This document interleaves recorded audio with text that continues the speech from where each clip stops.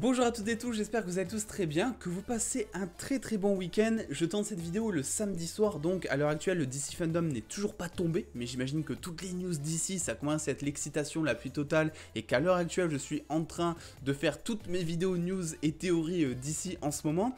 Ben, on se retrouve pour la deuxième édition de ce format que j'avais adoré tourner la semaine dernière, qui vous avait d'ailleurs pas mal plu. Alors bon, entre nous, j'avais fait exprès de sélectionner un sujet Spider-Man parce qu'on va pas se le cacher, Spider-Man ça fonctionne vraiment pas mal sur la chaîne et je me suis dit que c'était un bon moyen aussi pour faire découvrir le format au plus grand nombre. Et justement, ce qui va être intéressant de voir, c'est aujourd'hui avec cette vidéo, quelle va être un petit peu la différence vu que j'ai sélectionné des sujets dont je ne parle pas souvent sur la chaîne mine de rien et ça me fait extrêmement plaisir de vous en parler aujourd'hui. Alors petit rappel, si jamais vous débarquez, si jamais vous n'avez pas suivi, si jamais même vous avez oublié comment est-ce que ça se passe, c'est tout simple en fait, tous les mercredis, je mets une story Instagram avec ce stickers où vous pouvez répondre, enfin vous pouvez poser n'importe quelle question, que ce soit personnelle, par rapport à des séries, par rapport à des films ou autres, et chaque dimanche, je sélectionne on va dire une dizaine de vos questions, et j'y réponds du mieux que je peux, en toute transparence comme d'habitude, et j'adore faire ça, vraiment vous parler, c'est vraiment un plaisir, parce que j'ai l'impression que ça pète un peu ce manque de proximité qu'il y a au fur et à mesure que la chaîne grandit finalement, donc moi ça me donne l'occasion finalement, comme si je retournais un petit peu dans les débuts de la chaîne, donc ça me fait extrêmement plaisir, et mine de rien, ça met aussi une grosse pause dans l'actu, parce que il y a qu'à voir un petit peu ce qui est tombé comme news cette semaine, et comme vidéo surtout, vous le voyez que là, ça c'est le format de la semaine dernière, donc les questions, et depuis il y a quand même eu 10 vidéos, quelque chose comme ça, en sachant que, vous voyez, je tourne la vidéo le samedi soir, ma critique de Venom 2 vient de sortir, pas bon film, c'est dommage. Mais bon, après, on a quand même eu des grosses news qui remettent le smile direct. Adam Warlock qui a été officialisé dans le MCU, son acteur aussi confirmé, c'est incroyable. Le fameux leak donc de Andrew Garfield, vous savez, cette fameuse vidéo où finalement on savait pas si c'était vrai, si c'était faux, mais il y a des spécialistes en effets spéciaux qui ont quand même dit que c'était très probablement vrai ce leak et que c'était bel et bien une fuite, donc c'est aussi très intéressant. Squid Game qui a pété tous les records, 111 millions de visionnages en seulement 17 jours, c'est n'importe quoi, c'est la plus grosse audience limite, enfin pas limite, mais c'est la plus grosse audience de la plateforme Netflix au monde depuis la création de la plateforme, c'est quand même un truc de malade ce qui s'est passé, et évidemment on était allé faire un tour du côté des dernières news / rumeurs d'ici avec une grosse présentation, ici vous le voyez, du personnage de Naomi qui arrive prochainement sur la CW et une critique du film Injustice, du film d'animation que j'ai plutôt bien aimé et que je conseille vraiment aux débutants. Bref, vous voyez, il y a eu de quoi faire ces derniers jours et vraiment ça a été un plaisir parce que le fait finalement d'avoir arrêté ce montage, chose dont je vous parlais dans la semaine dernière dans ce même format, ça m'a permis de me faire kiffer à fond, de parler de plein de sujets, de parler de Netflix, DC, Marvel, etc. Et moi, j'ai adoré cette semaine. Vraiment, c'était une de mes meilleures semaines ces derniers mois sur YouTube. En termes de contenu, c'était tout simplement génial. Ceci étant dit, passons, si vous le voulez bien, à vos questions, parce qu'on a quand même mine de rien assez blablaté, et on va commencer avec Abou Anas, salut à toi, j'espère que je le dis bien, qui me donne l'occasion de parler donc de Apple TV, qui est une série dont je ne parle pas sur la chaîne, enfin une plateforme dont je ne parle pas sur la chaîne, mais qui est une plateforme que j'adore énormément. Alors Foundation, non, je ne l'ai pas vu, j'en entends par contre beaucoup de bien, surtout sur ses effets spéciaux. J'ai pas trop suivi l'actu des derniers épisodes, mais je sais que je crois les 3 premiers épisodes en termes d'effets spéciaux sont assez colossales. Mais par contre, ce que je peux dire, c'est que j'ai adoré Ted Lasso, qui est mon coup de cœur de cette année, toute plateforme confondue, un antidépresseur naturel, donc l'histoire d'un coach donc de football américain qui va devenir coach de foot du jour au lendemain alors qu'il connaît même pas les règles, il connaît pas le pays dans lequel il va. C'est quelqu'un de très humain, de très psychologique, il va, on va dire, améliorer le collectif d'équipe plutôt que d'améliorer, on va dire, la technique ou la notion individuelle d'un joueur. Et c'est un personnage qui est très attachant, très humain, qui t'apporte plein de morale sur la vie, sur un fond, sur une forme humoristique et sur un fond sérieux mine de rien. Donc je ne peux que vous conseiller cette série. La saison 2 vient d'être terminée, elle est déjà nominée sur plusieurs récompenses, c'est un truc de malade. Allez voir cette série. J'ai aussi regardé sur Apple TV The Morning Show, qui est aussi pas mal, qui raconte les coulisses un petit peu d'une chaîne de télé, qu'est-ce qui se passe quand il y a des gros dramas, comment c'est traité, c'est notamment avec Jennifer Aniston, Steve Carell, et la saison 1 était incroyable, la saison 2 il faut que je la commence, mais c'était quand même quelque chose, et enfin en ce moment je suis en train de me mater Mr. Corman, avec tout simplement Joseph Gordon-Levitt, qui joue un espèce de prof dépressif, qui a entre guillemets raté sa vie, qui voulait faire une carrière artistique dans la musique et qui s'est retrouvé prof sans vraiment le vouloir. C'est assez barré, mine de rien, mais c'est pas mal et ça ramène surtout un énorme coup de frais dans toutes ces séries dont on a l'habitude de voir, qui sont très bien aussi pour la plupart, genre Casa de Papel, Squid Game et tout, qui sont très populaires, mais qui bourrinent pas mal. Là on est plus posé, on est plus dans la dramaturgie, ça fait plaisir. Et Apple TV, bah, pour l'instant j'ai vu que des bons trucs honnêtement, donc je vais continuer. Il faut notamment que je vois Si avec Jason Momoa par exemple, mais cette plateforme, eh ben, elle est plutôt pas mal mine de rien je trouve. J'espère que j'aurai répondu à tes questions, même si au final j'ai pas vu Foundation. C'était tout ce que j'avais à dire.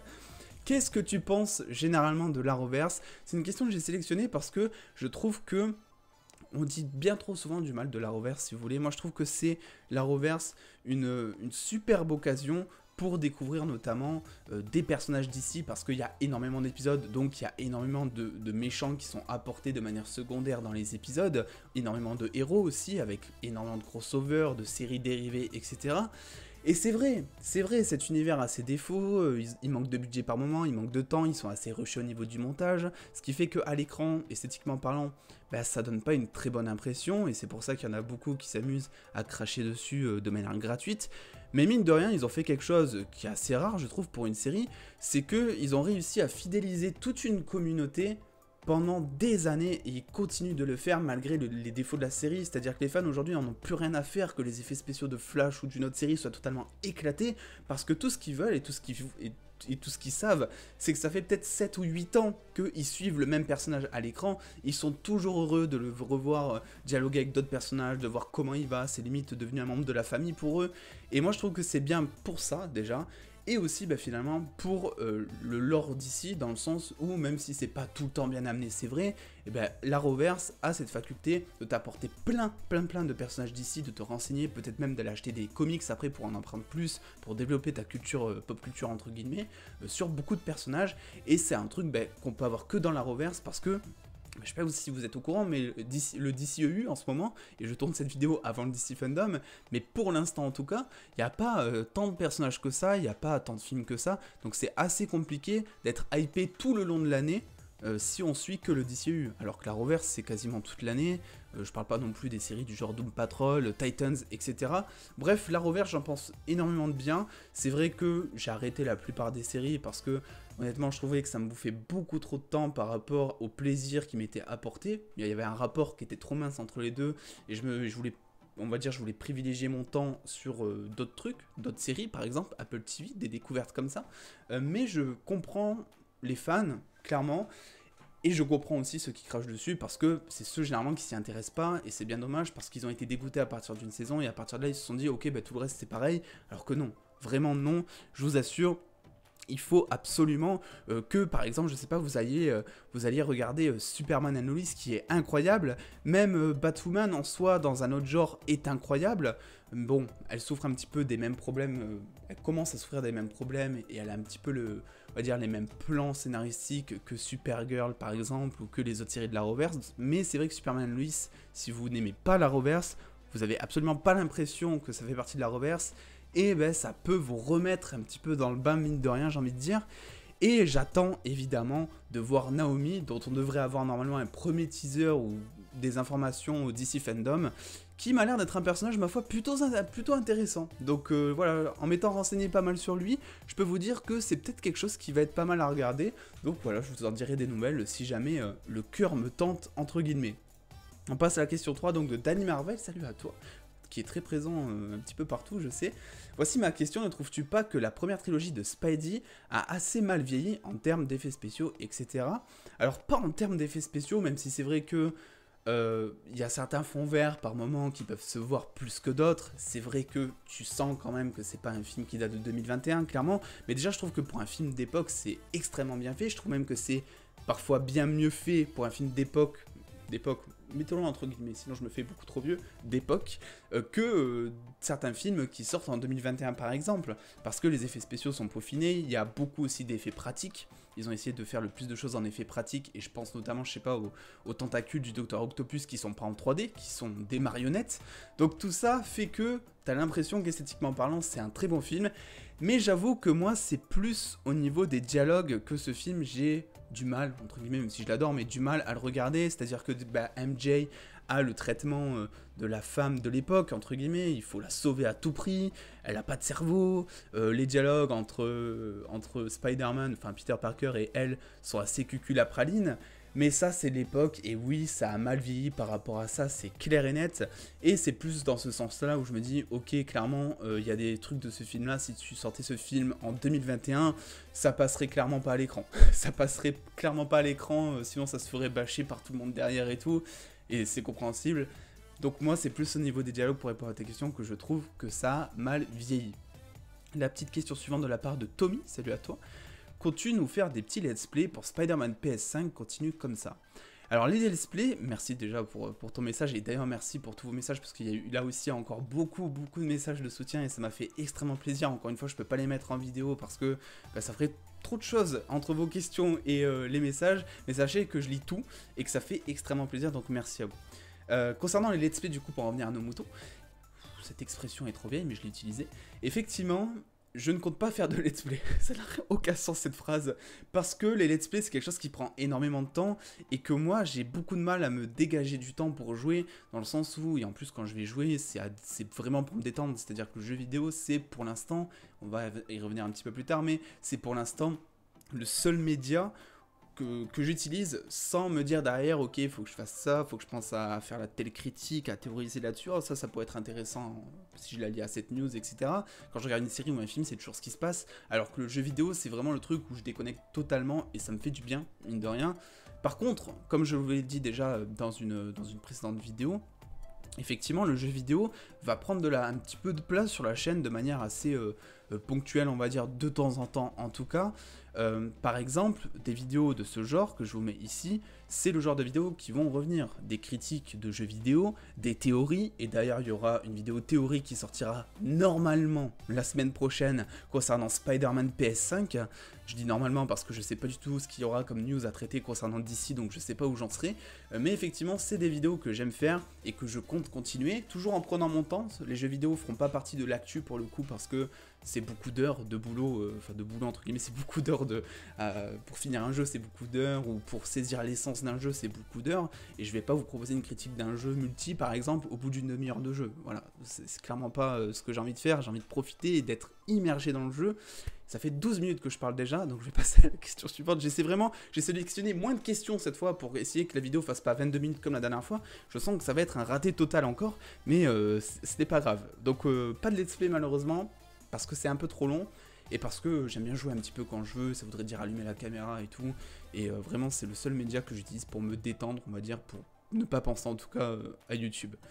Salut Lorient, si tu n'avais pas fait comme métier créateur de contenu, que penses-tu que tu aurais fait d'autre? Je pense que j'aurais travaillé dans les réseaux sociaux ou dans le marketing, parce que déjà j'ai fait des études de communication marketing, et les réseaux sociaux c'est la chose qui me plaît le plus, parce que tu fais un peu tout, tu touches à la vidéo, tu touches à la photo, tu touches aux réseaux sociaux, aux statistiques, au marketing, etc. Donc c'est un truc que j'adore, et il y a eu beaucoup de questions par rapport à mon métier YouTube, est-ce que je gagne ma vie et tout, et pour ça je vais vous rediriger du coup vers tout simplement ma vidéo FAQ des 2 ans. Donc c'est assez simple, vous tapez le FAQ les dossiers geeks et vous allez trouver tout simplement cette vidéo. Si j'arrive à la retrouver ici, je l'ai retrouvée, vous allez tomber sur cette vidéo où justement c'est une vidéo où je parle pendant genre 50 minutes et je vous parle pas mal justement de l'argent sur YouTube, de mes études, de mon parcours, de mes ambitions aussi. Donc voilà, allez la voir si jamais ça vous intéresse tout ça. Évidemment, ça ne mange pas de pain comme on dit, et ça vous informera parce qu'il y a eu pas mal de questions, mine de rien, par rapport à ça, donc au moins vous êtes un petit peu informés. Question suivante du coup, si vous le voulez bien. Jacina Xami, j'espère que je suis désolé si j'ai écorché ton nom, désolé. Salut, comment vas-tu? Je vais très bien, j'espère que toi tu te portes toujours à merveille, même après cet écorchement de nom. Est-ce que écorchement ça se dit? Personne ne sait. Quel film tu voudrais voir? The Batman ou Black Adam? Avec vous, il faut toujours choisir aussi. Non mais c'est vrai, avec The Batman ou Black Adam, 2 films qui n'ont rien à voir entre eux, c'est très dur là ce que tu me demandes, c'est vraiment très dur moi je trouve, parce que les deux sont ultra différents et n'ont pas du tout la même ambition. The Batman, t'as des attentes, parce que The Batman, enfin Batman, c'est un personnage que t'as vu à travers différents acteurs, différents réalisateurs, différents metteurs en scène, etc. on a pu voir plusieurs aspects de Batman. Et là, on va avoir un Batman, normalement, qui sera beaucoup plus centré sur l'enquête, le côté inspecteur, et aussi le côté beaucoup plus torturé psychologiquement, d'après ce qu'on a pu voir juste à travers le premier trailer, vu que je rappelle que j'ai toujours pas j'ai toujours pas vu la DC Fandom au moment où je tourne cette vidéo. On a eu un deuxième trailer depuis, normalement, au moment où vous voyez cette vidéo. Et Black Adam, c'est un film qui me hype énormément, mais paradoxalement parce que j'ai zéro attente dessus. Parce que même si je connais le personnage, je sais pas comment ils vont l'interpréter, je sais pas ce qu'ils vont apporter, comment ils vont le traiter, etc. Et c'est un film qui me hype énormément parce que je suis très curieux de découvrir ça, et surtout j'ai très hâte que vous voyez à quel point Black Adam, il est génial comme personnage, vraiment, il est incroyable, et je pense que j'ai déjà pu faire des vidéos par rapport à Black Adam par le passé, elles n'ont pas fonctionné, ça montre bien le peu d'enthousiasme qu'il y avait à ce niveau-là sur le personnage, mais je pense qu'une fois que le premier trailer commencera à être tombé, je pense que Black Adam va en hyper plus d'un, d'autant plus que c'est tenu par quand même le bon vieux Rock Dwayne Johnson, et ça c'est un produit d'appel qui est assez monstrueux, mine de rien. En plus, regardez, là je vous ai partagé le costume donc qui a été aperçu pour la première fois normalement au DC Fandom, mais cette image a fuité avant le DC Fandom que je vous ai mise, et le costume est incroyable. Je sais pas ce que vous en pensez, mais je le trouve vraiment monstrueux. Là on voit pas très bien parce que c'est de très basse qualité, mais c'est vrai que les détails qu'il y a dessus, etc., c'est vraiment très cool. Enfin, ça c'est mon avis, mine de rien. Passons maintenant à la question suivante. Je ne peux pas choisir entre The Batman et Black Adam, quoique. Allez, je vais dire Black Adam juste pour le plaisir de la découverte, entre guillemets. Vital Sport Market, salut à toi. Chronicle 2, suite possible des événements liés au Chronicle 1. Alors oui, effectivement, si vous n'avez pas suivi, il va effectivement y avoir une suite à Chronicle, qui était donc sortie en 2012, qui était hyper rentable, parce que le film avait rapporté 126 millions de dollars, un délire comme ça au box-office, alors qu'il en avait coûté que 12 millions. Donc évidemment qu'il y a eu des projets de suite, parce que c'était hyper rentable pour les studios, mais le problème c'est que les projets se sont fait avorter, je ne sais pas combien de fois, parce que tout simplement, il y avait des différends artistiques, ça n'allait pas, etc. Donc il y a eu plusieurs trucs qui se sont fait annuler, jusqu'à il y a quelques semaines, vu qu'on a quand même le producteur donc du film qui a annoncé de manière officielle via Forbes que oui, il travaillait actuellement sur un Chronicle 2 ou Chronicle, je sais pas comment vous dites, j'ai l'habitude de dire Chronicle et je me force à dire Chronicle pour vous imaginez, c'est un truc de ouf. Je vais dire Chronicle du coup. Il a annoncé que donc il travaillait, regardez je vous l'ai surligné, sur Chronicle 2 en ce moment, et il dit que donc ça sera pour la Fox, donc pour Disney du coup maintenant, et que ça va raconter l'histoire d'une manière différente vu qu'ils vont raconter ça d'un point de vue féminin, ce qui du coup nous laisse penser, et ce qui du coup nous officialise le fait que ça ne sera pas une suite directe, mais que par contre, comme il le dit, ça fera 10 ans que l'événement s'est produit à Seattle, il s'agira en grande partie de fausses nouvelles et de vraies nouvelles et de dissimulation, ça veut tout simplement dire que même si c'est pas une suite directe, ça se passera normalement dans le même univers, dans la même ville, dans le même contexte, dans la même histoire, qui donc 10 ans après Chronicle 1, Chronicle du coup, je vais jamais y arriver. Il nous dit du coup que c'est la prochaine génération, que c'est des femmes qui sortiront normalement de l'université qui bénéficieront de ces pouvoirs. Alors, on ne sait pas du tout comment ils vont traiter ça, mais ce qui est sûr c'est que vu comment il décrit la chose, ça a l'air d'être totalement différent de ce qui a été fait avec le premier film, qui avait notamment propulsé la carrière de Dane DeHaan et Michael B. Jordan, qui étaient devenus à ce moment-là des stars hollywoodiennes littéralement. Donc oui, il y aura une suite, mais ça ne sera pas une suite directe, et il n'est même pas dit d'ailleurs que ça s'appelle Chronicle 2 ou Chronicle quelque chose, ça peut être juste un sous-titre ou autre, donc là-dessus, mine de rien, on verra. Et enfin, j'ai sélectionné 2 autres questions pour terminer cette vidéo qui sont assez courtes. Salut Black Widow, salut à toi qui est très active aussi. Je voulais savoir si tu avais vu Dune et si tu faisais une critique sur Insta. Je n'ai absolument pas vu Dune parce que de base c'était un film, j'y allais un petit peu à reculons parce que c'est le genre de film qui est très contemplatif et qui est très appréciable techniquement. Moi c'est pas vraiment ce que je recherche dans un film. Vous savez que moi ce que j'aime c'est vraiment le cinéma populaire parce que finalement c'est du cinéma où tu as du gros développement de personnages, où t'as pas de très grosses ambitions derrière, on va dire artistiques, mais tu t'attaches aux personnages, etc. Moi, c'est ce que j'aime. Et Dune, et ça s'est confirmé à travers les critiques que j'ai vues, est un film où tu passes beaucoup de temps à admirer les plans, c'est superbe visuellement et tout, mais je pense que c'est pas un film qui m'aurait, on va dire, à 100% accroché. Et en plus de ça, parce que j'étais motivé pour aller le voir, je me suis dit, bon, on fait un effort. En plus de ça, je me suis fait spoiler. Je me suis fait spoiler peut-être 3 jours avant d'aller le voir, je me suis fait spoiler la fin de Dune. Donc j'ai dit, bon, franchement, ça dégoûte, parce que oui, bah, quand on est toujours sur les réseaux sociaux comme moi, souvent vous envoyez des messages, vous vous rendez pas compte, vous savez pas. Mais vous envoyez des trucs, et bon, je suis spoilé.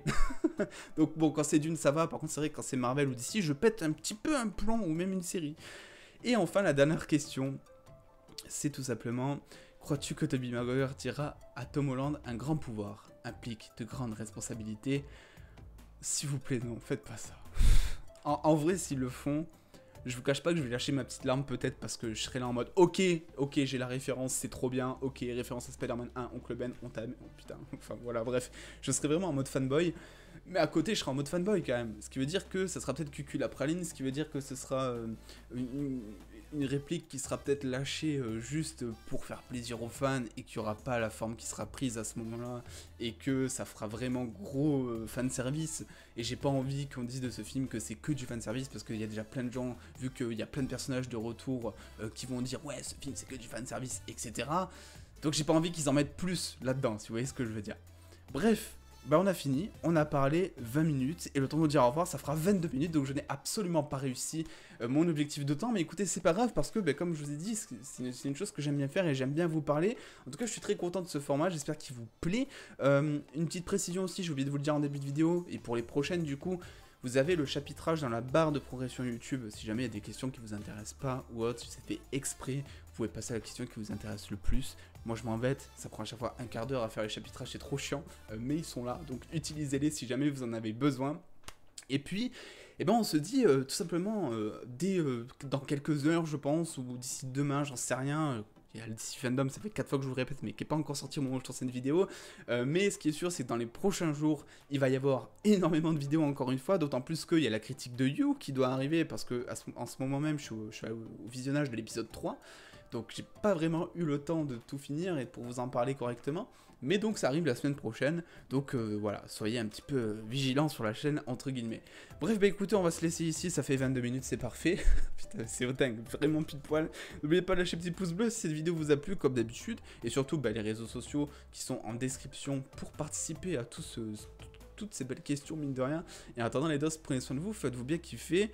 Et ça fait... Oula, je suis en retard, 22 minutes 07. Vite, des bisous les dos.